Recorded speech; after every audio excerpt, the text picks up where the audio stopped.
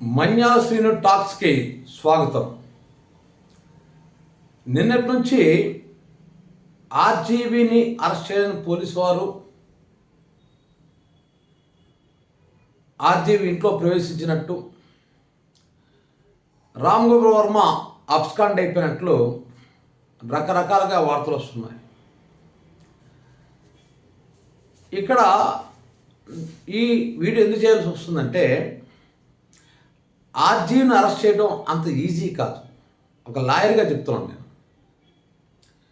ఏదో మన్యాల శ్రీను టాక్స్ అనేటువంటి యూట్యూబర్గా నేను ఈ మాట చెప్పటం లేదు. ఒక న్యాయవాదిగా నేను ఈ మాట చెప్తున్నాను. ఆర్జీని అరెస్ట్ చేయడం అంత ఈజీ కాదు. అంటే ఇప్పుడు ప్రజెంట్ పోలీసు వాళ్ళు వెళ్తున్న పద్ధతి ప్రకారం అరెస్ట్ చేయడం అంత ఈజీ కాదు. ఒకవేళ అరెస్ట్ చేస్తే అప్పటికి రూల్స్ను వైలేట్ చేస్తూ, రూల్ ఆఫ్ లాను వైలేట్ చేస్తూ అరెస్ట్ చేస్తే దొరికిపోయేది పోలీసు వారే. ఇది ఖచ్చితంగా చెప్పగలం. ఎందుకంటే ఆర్జీవీ పోస్ట్ పెట్టాడు. ఎక్కడి నుంచి పెట్టాడు? ఆర్జీవీ డెన్ నుంచి పెట్టి ఉంటాడు బహుశా.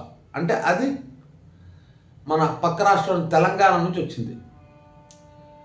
ఒకవేళ పోస్ట్ పెట్టాడు అన్నదే కానీ ఆ కారణంతో కానీ అరెస్ట్ చేస్తున్నట్లయితే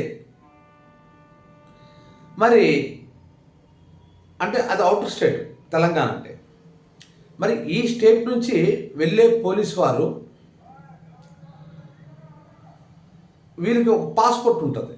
అంటే పోలీసు వారు ఎక్కడైనా ఎవరైనా అవుట్ ఆఫ్ ది స్టేట్కి వెళ్ళేటప్పుడు ఈ ట్రైన్లో కానీ ప్రయాణం చేసినా, లేదంటే బస్సులో ప్రయాణం చేసినా, ఎలా ప్రయాణం చేసినా వీళ్ళకి ఒక పాస్పోర్ట్ ఇస్తారు. ఆ పాస్పోర్ట్లో ఎంతమంది టీము అంటే ఎంతమంది వెళ్తున్నారు, ఓ సిఏ గారు వెళ్తున్నారు అనుకోండి, ఉదాహరణకి సిఏ గారు, ఎస్ఐ గారు, ఓ 4 కానిస్టేబుల్, ఈ 6 పాస్పోర్ట్ ఉండాలి. ఇది మొదటి పాయింట్. రెండోది, ఏదో ఛానల్లో చెప్పారు ఆర్జీవీ ఇంట్లోకి వెళ్ళిపోయారు పోలీసు వాళ్ళు. ఆర్జీవీ ఇంట్లోకి పోలీసు వారు వెళ్ళలేరు. ఒకవేళ అలా వెళ్ళవలసి వస్తే ఖచ్చితంగా వీళ్ళకి అరెస్ట్ వారెంట్ వీళ్ళ దగ్గర ఉండాలి. అరెస్ట్ వారెంట్ లేకుండా ఏ పోలీసు వాళ్ళు కూడా ఒక ఇంట్లో ప్రవేశించలేరు. అలా ప్రవేశిస్తే ఆ పోలీసు వారు హౌస్ ట్రాస్పెస్ అంటాం. హౌస్ ట్రాస్పెస్ కింద వాళ్ళు అరెస్ట్ అవుతారు. వాళ్ళ మీద చర్యలు తీసుకోవచ్చు. అప్పుడు వాళ్ళు ముద్దాయిలు అవుతారు. అందుకే మీరు గమనిస్తే ఆర్జీవీ గారి ఇంట్లోకి వెళ్లకుండా ఆ లాన్లోనే ఉన్నారంతా పోలీసు వాళ్ళంతా కూడా. మీరు ఆ వీడియోలు కనుక గమనిస్తే, ఎందుకంటే ఆ విషయం పోలీసు వారికి తెలుసు. నెక్స్ట్, ఆర్జీవీని అరెస్ట్ చేయాలంటే 41A నోటీస్ ఇవ్వాలి. ఇచ్చారు. ఇచ్చిన తర్వాత ఆర్జీవీ అన్నాడు, నాకు ఒక 1 వీక్ అంతా టైం కావాలన్నాడు. పోలీసు వారు 4 రోజులు 5 రోజులు టైం ఇచ్చారు. ఇచ్చిన తర్వాత మళ్ళీ నాకు కొంత సమయం కావాలని చెప్పేసి ఆర్జీవీ దాని రిప్లై అంటే ఒక అప్పీల్ పెట్టుకున్నాడు పోలీసు వారికి.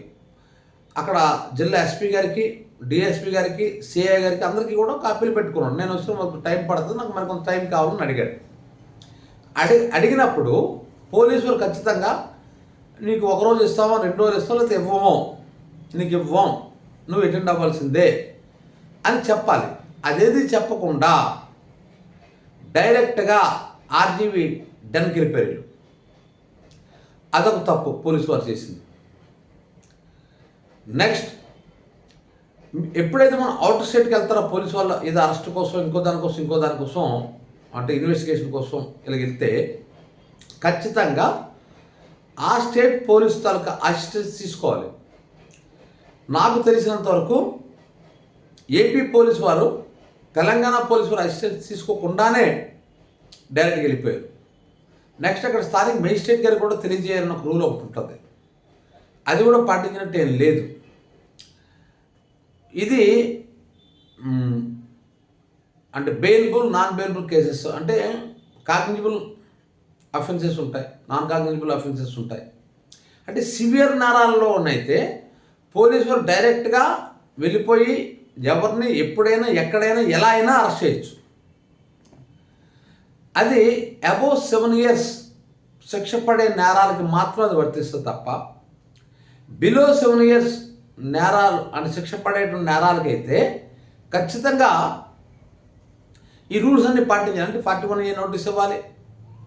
ఒక నోటీస్ ఇచ్చిన తర్వాత కూడా వాళ్ళు అరెస్ట్ చేయొచ్చు. ఎప్పుడంటే ఆ వ్యక్తి ఇంతకుముందు నేను 41A నోటీస్లో కూడా నేను చెప్పాను, ఒక వీడియో చేశాను, అదొకసారి చూడండి. ఆ వ్యక్తి ఎవిడెన్స్ ట్యాంపరింగ్ చేస్తాడు, లేదా ఆ సాక్షిని భయపెడతాడు, లేదంటే విదేశాలు పారిపోతాడు, ఇలాంటివి ఏవైనా సరే డౌట్స్ ఉండి అది మేజిస్ట్రేట్ గారి వద్ద అది కన్వే చేసి అప్పుడు మేజిస్ట్రేట్ ఆర్డర్ ప్రకారం వీళ్ళు అరెస్ట్ చేయాలి తప్ప డైరెక్ట్గా అరెస్ట్ చేయలేరు. కానీ ఈ విషయాన్ని పట్టించుకుని చాలా ఛానల్స్ ఏమంటానంటే ఆర్జీవిని అరెస్ట్ చేయడానికి వెళ్ళిపోయారు, అబ్స్కాండ్ అయిపోయాడు. అబ్స్కాండ్ అయిపోవాల్సిన అవసరం ఆర్జీవికి లేదు. అంటే ఆర్జీవి ఆల్రెడీ యాంటిసిపేట్ పేరు పెట్టుకున్నాడు. అలాగే క్వాలిఫికేషన్ కూడా కోర్టు తిరస్కరించింది అనే న్యూస్ వస్తుంది. నాకు తెలిసిన సమాచారం ప్రకారం క్వాలిఫికేషన్ వేసినప్పుడు అందులో ప్రాథమిక ఆధారాలు ఉన్నాయి అనుకున్నట్లయితే కోర్టు ఆ క్వాలిఫికేషన్ని అంటే దాన్ని యాక్సెప్ట్ చేయదు. గతంలో కూడా చంద్రబాబు నాయుడు గారు కూడా క్వాలిఫికేషన్ వేసుకున్నారు. అప్పుడు ఏం చేస్తారు, క్వాలిఫికేషన్ వేసుకున్నప్పుడు అదర్ పార్టీకి నోటీసులు ఇచ్చి ఈయన క్వాలిఫికేషన్ వేసుకున్నాడు, దీన్ని మీరు కౌంటర్ ఇవ్వండి అనేసి కోర్టు వారు అడుగుతారు. ఆ ప్రాసెస్లో ఉంది ఇప్పుడు, అందుకని పూర్తి కొట్టివేయలేదు. అది కోర్టు వారు ఏం చెప్పారంటే, గౌరవ హైకోర్టు వారు ఏం చెప్పారంటే, మీరు పని చేయొచ్చు కదా, మీరు యాంటిసిపేటెడ్ బెయిల్కి అప్లై చేసుకోవచ్చు కదా అని కోర్టు వారు ఒక సూచన చేశారు. ఆ సూచన ప్రకారం ఆర్జీవి యాంటిసిపేటెడ్ బెయిల్ పెట్టుకోవడం అప్లై చేశారు. ఈరోజు విచారణకు రావాలి, కానీ వాయిదా పడింది. అది ఆర్జీవి అబ్స్కాండ్ అవ్వడం కాదు, ఆర్జీవి తనకున్న రైట్, అంటే he can exercise his right.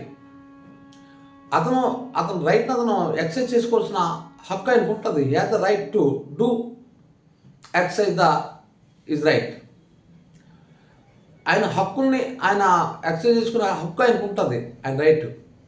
So దాని ప్రకారం యాంటిసిపేట్ బెయిల్కి అప్లై చేశారు. యాంటిసిపేట్ బెయిల్ వస్తే ఇక ప్రాబ్లం ఉండదని ఉద్దేశంతో అతను అబ్స్కాండ్ అయ్యండి అని అంటున్నారు. కానీ అబ్స్కాండ్ అవ్వలేదు, ఆయన రైట్ని అతను ఎక్సైజ్ చేసుకున్నాడు.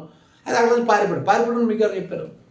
ఆయన ఇంట్లోనే ఉన్నాడేమో, ఇంకా చెప్పండి, మేడం మీద కింద నుండి పోలీసులు చూస్తున్నాడేమో, ఎవడో తెలిసింది.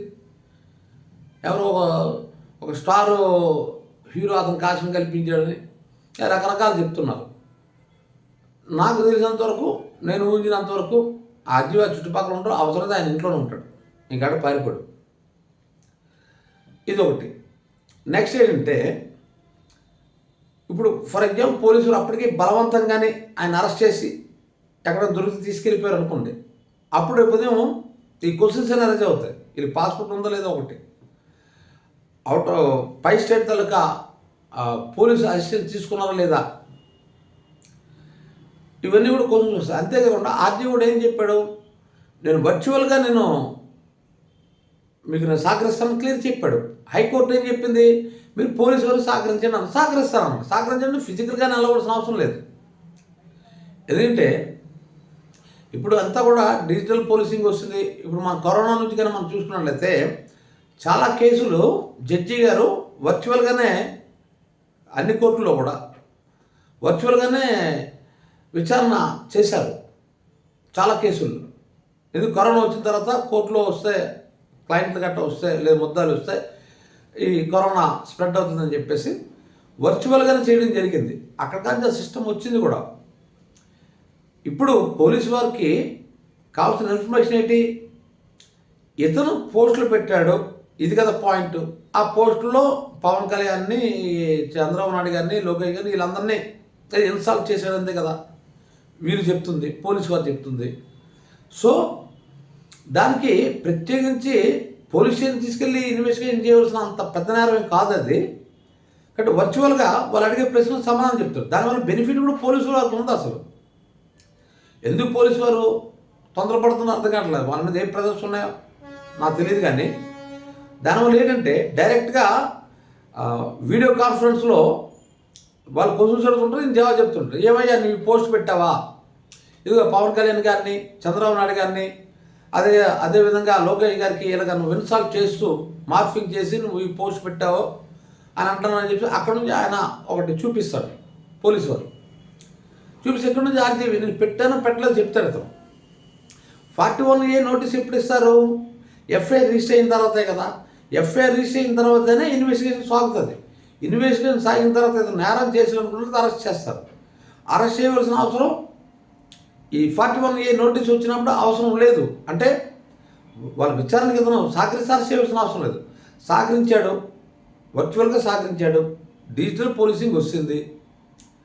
మరి డిజిటల్ పోలీసింగ్ వచ్చేసిన తర్వాత, డిజిటల్ ఇన్వెస్టిగేషన్ జరుగుతున్న తర్వాత, డిజిటల్గా కోర్టులోనే విచారణ జరుగుతున్న తర్వాత ప్రత్యేకించి పోలీస్ స్టేషన్ తీసుకొచ్చి అక్కడ ఇన్వెస్టిగేషన్ చేయవలసిన అవసరం లేదు. అంత పెద్ద నేరం కూడా కాదండి. ఇప్పుడు వాళ్ళు వీడియో కాన్ఫరెన్స్లో వాళ్ళ వర్చువల్గా వాళ్ళు అడుగుతున్న ప్రశ్నకి సమాధానం చెప్తే ఇట్ ఈస్ రికార్డెడ్. మరి పోలీస్ వ్యవస్థకి ఇంకా బలం చేకూర్చే ఎవిడెన్స్ దొరికిపోతుంది మీకు. అది నిజంగా తప్పు చేస్తాయి. అది ఎందుకు ఉపయోగించుకుంటుంది పోలీస్ వ్యవస్థ? అంటే పోలీస్ స్టేషన్ మెట్లు ఎక్కించాలన్న ఉద్దేశమా పోలీస్ వారికి? పైనుంచి ఆ విధంగా ప్రజర్స్ వచ్చాయా? మరి అంత ఈజీ మెథడ్ కదా. ఎంతమంది పోలీసులు అంతా ప్రయాణం చేసి అక్కడెక్కడో రిపోర్ట్ ఇస్తే అక్కడ నుంచి హైదరాబాద్ ప్రయాణం చేసి వాళ్ళ ఇంటి ముందు కాపలా కాసి టైం వేస్ట్ చేసుకొని ఏ పనులు లేవో పోలీస్ వారికి? బోల్డ్ పనులు ఉన్నాయి మనకి పోలీస్ వ్యవస్థకి. ఆడవాళ్ళని రేప్ చేసేస్తారు, మర్డర్లు జరుగుతున్నాయి, అత్యాచారాలు పెరిగిపోతున్నాయి. ఆ విషయం డిప్యూటీ సీఎం గారు చెప్పారు కదా. ఈ దృష్టి దాని మీద పెట్టుకుని బాగుండేది కదా. ఆఫ్టర్ ఆల్ ఒక పోస్ట్ పెట్టాడు, ఓకే ఎఫ్ఐఆర్ రిజిస్టర్ చేయండి, వర్చువల్గా ఇన్వెస్టిగేషన్ చేయండి, ఛార్జ్షీట్ దాఖలు చేయండి, కోర్టులో అది పెట్టండి. కోర్టు సమన్లు ఇస్తాయి. పోలీసులను తప్పించుకోగలిగిన కోర్టు తప్పించుకోలేడు కదా రాంబాబు వర్మ.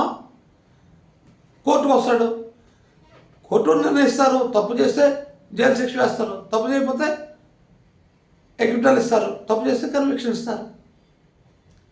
పోలీస్ అంటే ఏంటి? పోలీస్ అంటే ఏమీ కాదండి. అంబికా దర్బార్ బత్తలు అంటారు. భక్తునికి భగవంతునికి అనుసంధానమైనది అంబికా దర్బార్ బత్తాయి అంటాం కదా. సేమ్ అంతే. నేరం చేసిన వాడికి, నేరస్తుడికి అంటే ముద్దాయికి, ఆ నేరం చేశాడో లేదో నిర్ణయించి శిక్ష వేసే కోర్టుకి మధ్య వీళ్ళు అనుసంధానం అంతే పోలీసు వారంటే. అంతమించి ఏం పవర్స్ లేవు. ఎవరైనా సిఆర్పిసిలు ఏం చెప్పారో, ఇప్పుడు పేరు మార్చాలండి, సిఆర్పిసిలు ఏం చెప్పారో దాని ప్రకారం నడుచుకోవాలి తప్ప వీళ్ళు ఇష్టం వచ్చి నడుచుకోవడం వీలు లేదు. పోలీసు వారైనా ఆఖరికి జడ్జి గారైనా పలానా కేసులో పలానా ఇన్ని సంవత్సరాల నుంచి ఇన్ని సంవత్సరాల వరకే శిక్ష వేయాలను సిఆర్పిసిలో ఐపీసీలో చెప్పినట్లయితే అన్ని సంవత్సరాల వరకు శిక్ష వేయాలి తప్ప ఉదాహరణకు ఒక నేరంలో 5 సంవత్సరాల నుంచి 7 సంవత్సరాలు జైలు శిక్ష వేయొచ్చు అని ఐపీసీ చెప్తే ఈవెన్ సుప్రీంకోర్టు జడ్జి గారు జస్టిస్ అయినా సరే ఆ 5 సంవత్సరాల నుంచి 7 సంవత్సరాలు లోపు వేయాలి తప్ప నా పాపోజింగ్ 10 సంవత్సరాలు వేసిలేడు అని వేయలేరు. అలాగా ఎవరైనా లా కంటే అబవ్ కాదు, ఈవెన్ సుప్రీంకోర్టు జస్టిస్ అయినా సరే. అలాంటిది పోలీసు వారు సిఆర్పిసిలో ఏం చెప్పారు దాని ప్రకారం నడుచుకొని వెళ్ళాలి తప్ప పైనుంచే ఒత్తిళ్ళు వచ్చాయి, ఫోన్లు వచ్చాయని చెప్పేసి ఇష్టం అరెస్ట్ చేసుకుని వెళ్ళిపోతే కుదరదు.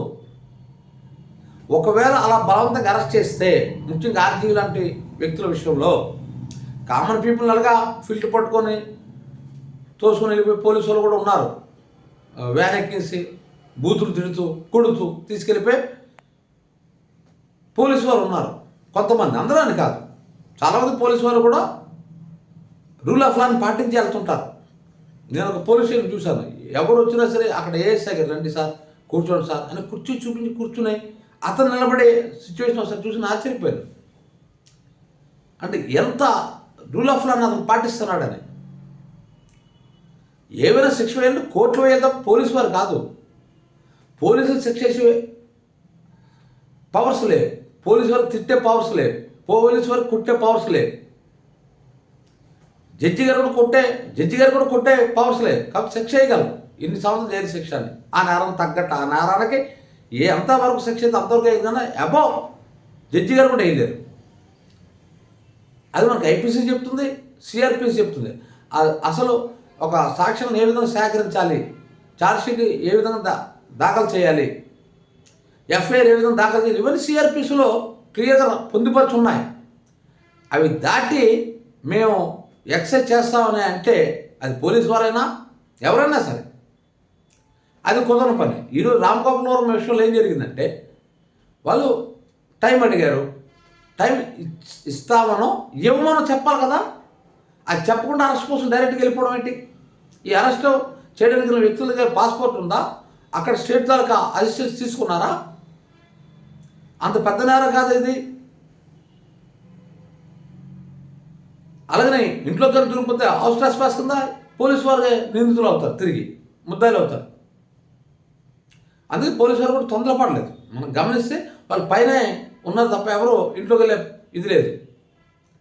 రామగోపాలవరం అంతా మామూలుగా లేమ్యాన్ కాదు అతను, ఆయన ఒరిజినల్ తెలివైనడు. దానితో లాయర్స్ ఆయన అంతా ఉంటారు. అంత ఈజీ కదా రామగోపాలవరం అరెస్ట్ చేయడం అంటే. అంత బలవంతంగా అరెస్ట్ చేసే నేరం కూడా రామగోపాలవరం చేయలేదు. 41A నోటీస్ ఇచ్చారు, దాన్ని సర్వ్ చేశారు, దానికేం జవాబు చెప్పుకున్నాడు, టైం అడిగాడు, టైం ఇస్తామని చెప్పాలని బాధ్యత మీది. అంతేగాని డైరెక్ట్ మీరు వెళ్ళిపోయి అరెస్ట్ చేస్తుంటే కుదరని పని. అతనేదో స్మగ్లర్ లాగా లేదా ఏదో హత్య చేసి పారిపోయినలాగా ఆయన ఎంటాడు అరెస్ట్ చేస్తే దొరికిపోయేది పోలీసు వారు. ఎందుకంటే నాకునే సమాచారం ప్రకారం పోలీసు వారి దగ్గర పాస్పోర్ట్ లేదు. అలాగని చెప్పేసి పోలీసు వారు అరెస్ట్ వారెంట్ లేదు. అరెస్ట్ వారెంట్ లేకుండా వాళ్ళు అరెస్ట్ చేయలేదు కేసులో. ఎప్పుడు అరెస్ట్ చేయగలరు?